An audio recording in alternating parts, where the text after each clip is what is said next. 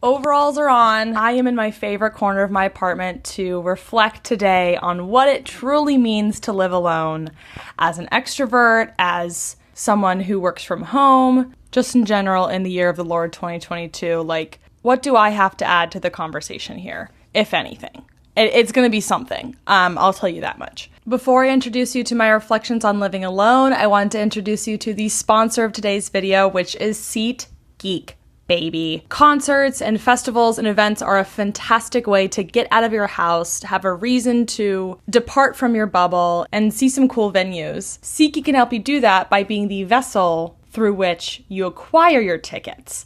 And I do recommend SeatGeek for this purpose because first of all, you get a promo code by watching this video. Katherout will get you $20 off your first order with them. And second of all, because they have this system that grades the value of tickets so that you don't have to engage in any critical thinking yourself. It delivers the answer there for you, green, yellow, or red, based on the quality of the deal. It will even tell you what is trending, like maybe it's time I finally see a Mariners game at T-Mobile Park, and I can just wait for the best deal to pop up on this app in order to do so. The link in my description will take you to the site where you can use the code Katherout for $20 off your first order. And if you have already used my SeatGeek code from my last video, or if you are going to use it for this video, let me know who you're seeing because there are so many artists on tour right now and I want to know if there's anybody whose shows I'm missing out on.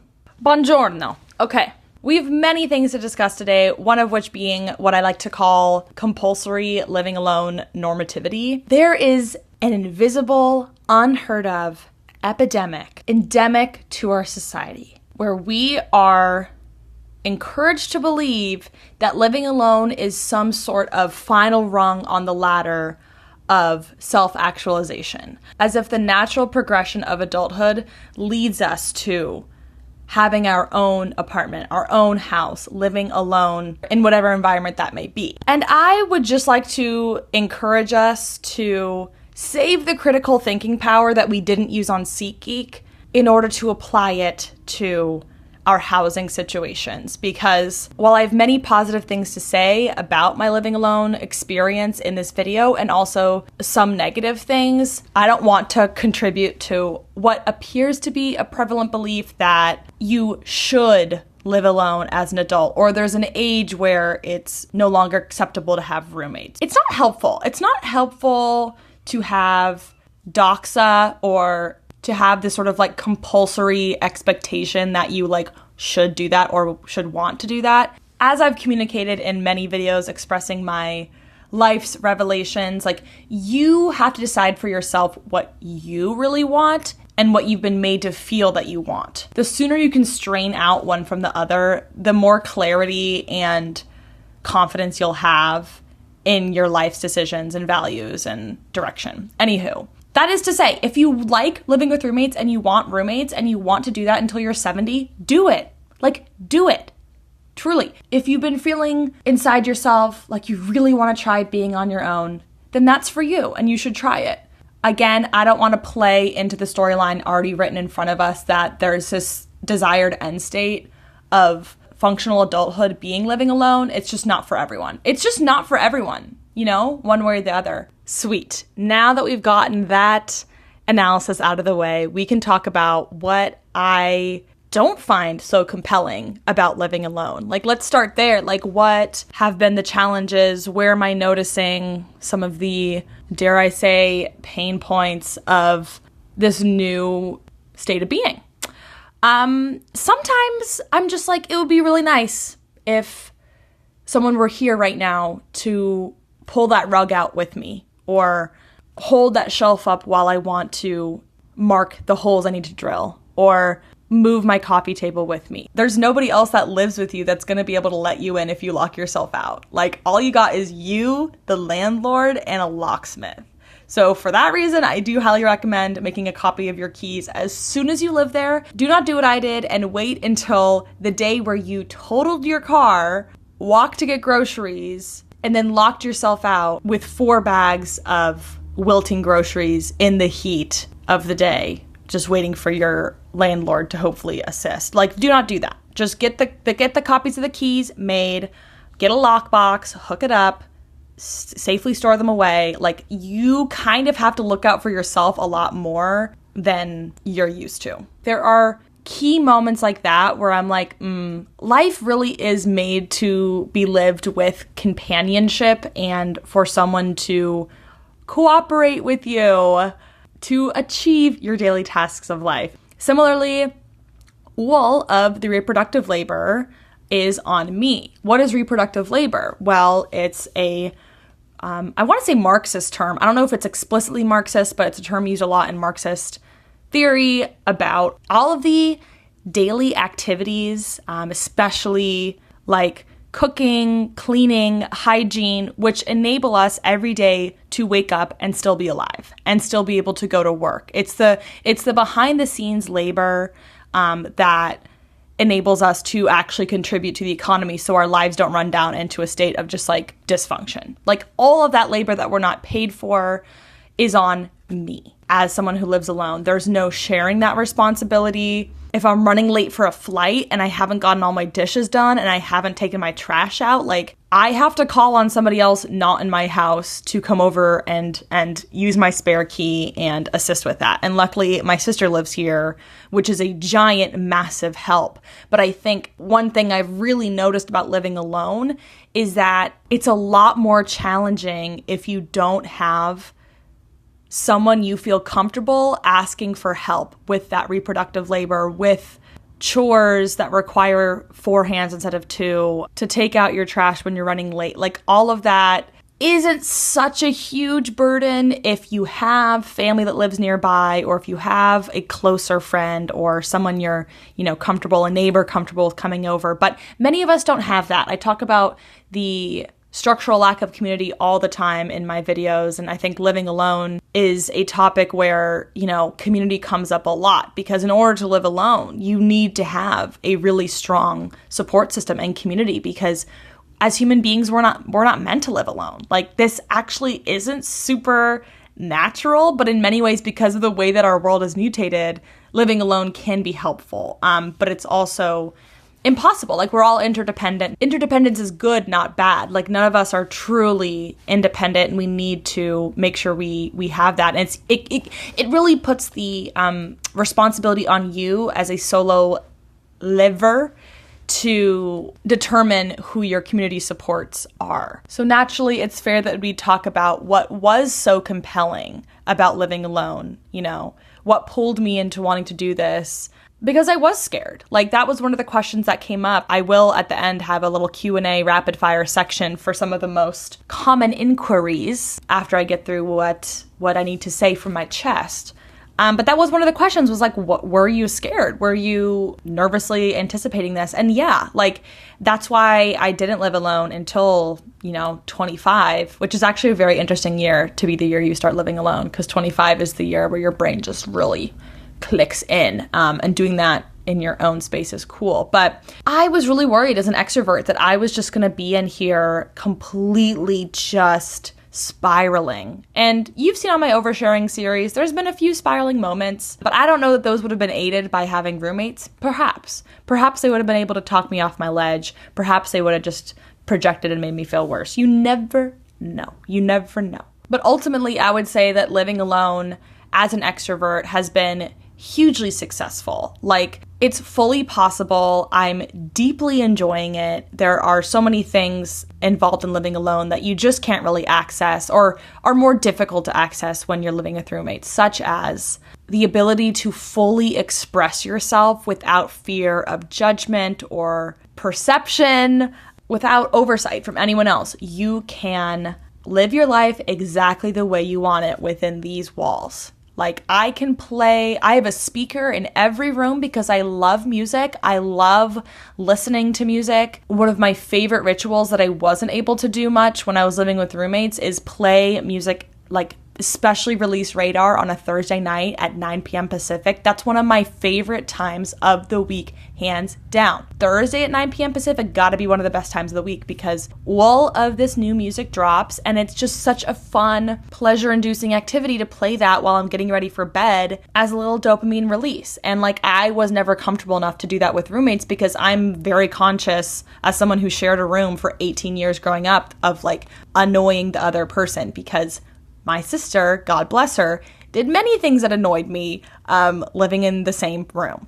Not only behaviorally can I do the things that I want to do, but just like aesthetically and structurally, the way I've set up this apartment is exactly to my liking. And I think this has really contributed to the speed with which I became comfortable living on my own or living in a new city, which is sneak peek, one of the upcoming videos I'm making. I'm really excited about that one, so stay tuned for that. Subscribe, like this video so it shows up in your subscription box because only a fool trusts an algorithm. Put that on merch. But having my space purely reflect my taste and feel so me makes it much more easy to come into my home and just fully relax. I'm never on edge. I don't feel like I'm ever stepping up, walking on eggshells, which is definitely something. I'm a people pleaser. And so maybe for someone that's not a people pleaser, like living with roommates is a very different experience. But for me, being able to just be radically who I am at home at all times, especially as a creative who wants to play music and maybe up at weird hours creating and filming, it's hugely freeing. I can also host friends as much or as little as I want, which I feel like I've said in videos before, like that was a significant motivator in me wanting to live alone because I have massively enjoyed visiting my friends across the country, across this earth, and seeing their spaces and indulging in their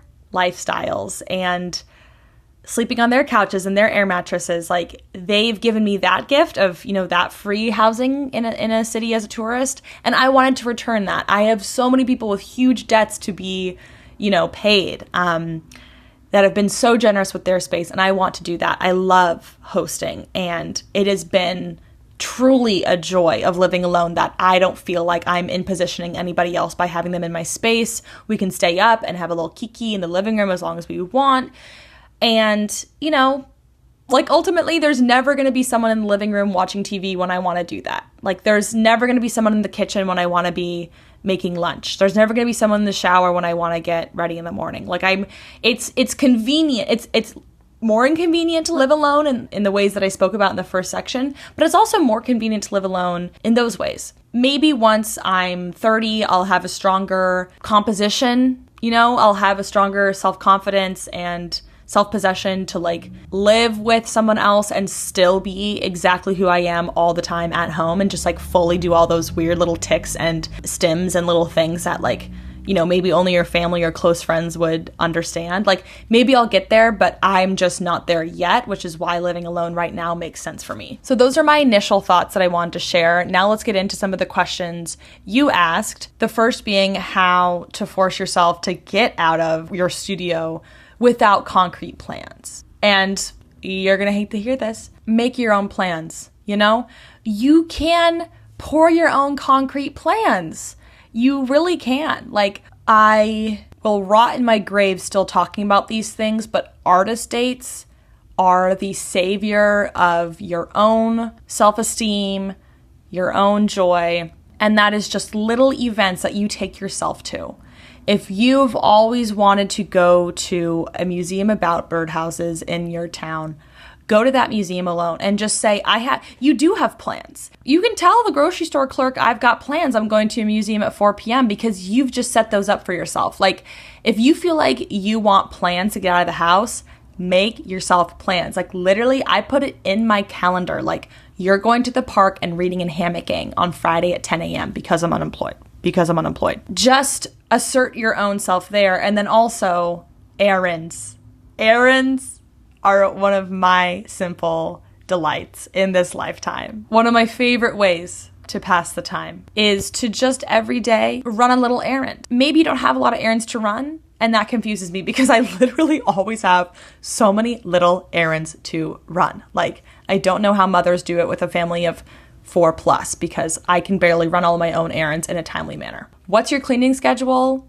Having guests. I could just leave it at that, but I will say urgent reason to clean is always when I have someone coming over or I have someone visiting. And so if you could get on a regular cycle of just having folks come through and invite people over, it will get you to clean if you're an externally motivated person. Some people are intrinsically motivated. If you're extrinsically motivated, that's for you.